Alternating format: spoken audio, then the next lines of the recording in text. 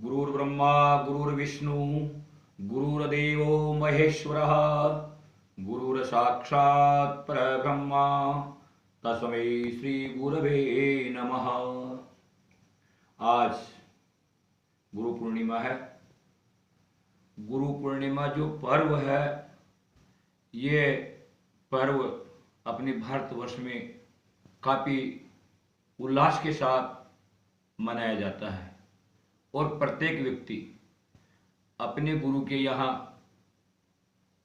पूजन के लिए उपस्थित होता है।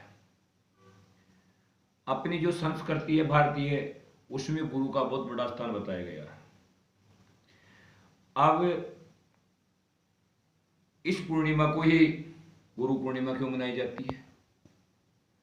तो इसका मुख्य जो बिंदु या मुख्य जो कारण है वो यह है कि इस रोज वेद व्यास जी का जन्म हुआ था। वेद व्यास जी वशिष्ठ जी जो ब्रह्मा जी के पुत्र थे और भगवान श्री राम के कुल गुरु थे वशिष्ठ जी महाराज, उनके पुत्र शक्ति हुए और उन शक्ति के पराशर ऋषि हुए और पराशर ऋषि की संतान वेद व्यास जी हुए। यानी वशिष्ठ जी के पौत्र प्रपौत्र हुए व्यास जी महाराज। ऐसा माना जाता है कि पराशर जो मुनि थे, उन्होंने सत्यवती के सहयोग से या सत्यवती को अपने प्रेम पाश में बांधने के कारण व्यास जी महाराज का जन्म हुआ। व्यास जी महाराज को दूसरे नाम से भी जाने जाते हैं, जैसे द्वैपायन, यानी नदी के दोनों तटों के बीच में इनका जन्म हुआ। इस कारण इनको द्वैपायन भी कहते हैं। साथ ही इन्होंने वेदों का विस्तार किया, इसलिए वेद व्यास नाम इनका रखा गया। वेद व्यास के नाम से जाना जाता है। और जन्म लेते ही कुछ दिनों बाद ही अपनी माँ से कहते हैं कि माँ, मैं तपस्या के लिए जा रहा हूँ। माँ मना करती है कि ये आपकी उम्र नहीं है तपस्या के लिए, इस उम्र में कोई तपस्या की जाती है क्या?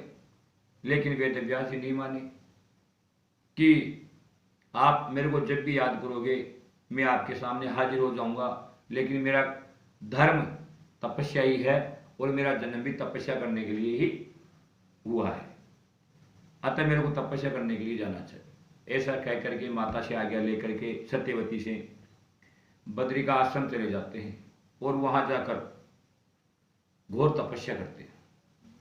और बद्री का आश्रम में इन्होंने बेर खा करके ही तपस्या की है, इसलिए इनका एक नाम बादरायण भी है।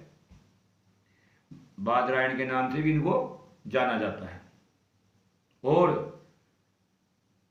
इनका जो रूप या जो इनका कलर था वो कृष्ण काला था, इसलिए इनको कृष्ण द्वैपायन के नाम से भी जाना जाता है।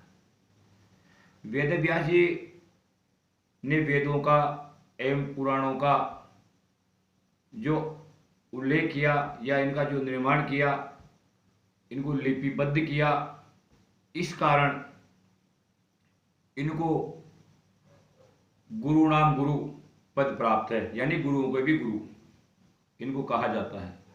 आज भी कोई भी कथा अपन सुनते हैं या कोई पुराण उठाकर देखते हैं तो उसके अंदर प्रत्येक कथा को कहने वाले व्यास जी महाराज जी हैं।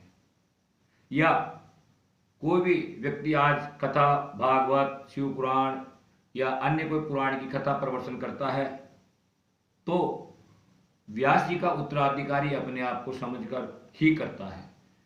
वो जो गद्दी पे विराजमान होकर कथा भागवत करते हैं वो व्यास गद्दी ही कहलाती है, यानी कथा के कहने वाले व्यास जी महाराज जी हैं।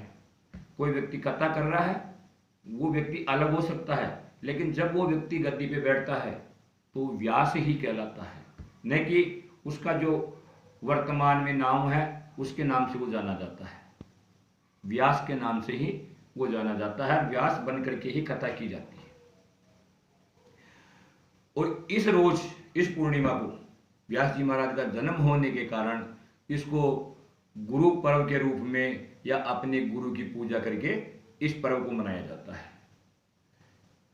गुरु किसे कहते हैं? आज देखने को मिलता है कि हर कोई जगह गुरु की पूजा हो रही होती है या हर कोई व्यक्ति गुरु बनने को तैयार है और हर कोई व्यक्ति गुरु मान करके पूजा भी करता है।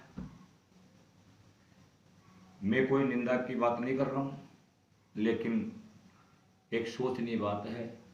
गुरु के बारे में बताया गया है, गरति सिंचति कर्णयोर ज्ञानामृतम इति गुरु, यानी जो शिष्य के कानों में ज्ञान रूपी अमृत का सिंचन करे वो गुरु कहलाता है।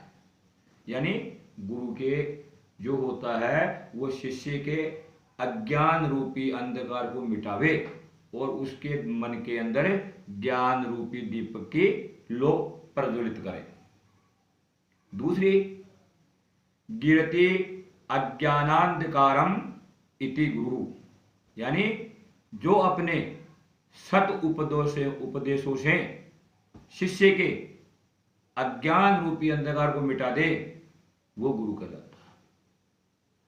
गुरु की और अन्य जगह कई व्याख्याएं मिलती है।